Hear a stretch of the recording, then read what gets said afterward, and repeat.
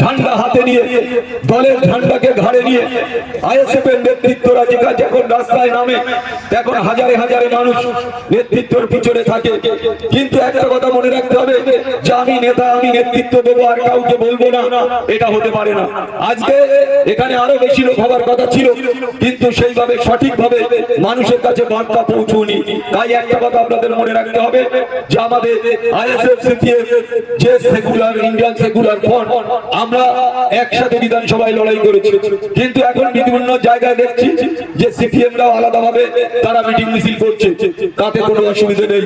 যার চিন্তা ভাবনা যার যেরাম থাকবে, আগামী পঞ্চায়েতকে সামনে রেখে আমি সিপিএম এর বন্ধুদের বলবো যে আমাদের সাথে যখন ঐক্যবদ্ধ সারিবদ্ধ ভাবে আমরা জোট করে ক্যানিং পূর্ব বিধানসভায় লড়াই করেছি, আগামী পঞ্চায়েত নির্বাচনে আমরা চাই এখানে জোট করে নির্বাচন করে এই মাস যারা হারমান, যারা আজকে এখান থেকে বেশ কিছু ছেলেরা সকালে আইএসএফ বিকেলে বিজেপি করছে, সেগুলো আপনাদের নজর রাখতে হবে যে আমাদের ঝান্ডা আইএসএফ এর ঝান্ডা ঘাড়ে থাকবে আর বিজেপি ঝান্ডা ঘাড়ে করে নিয়ে ঘুরবে, এটা হতে পারে না।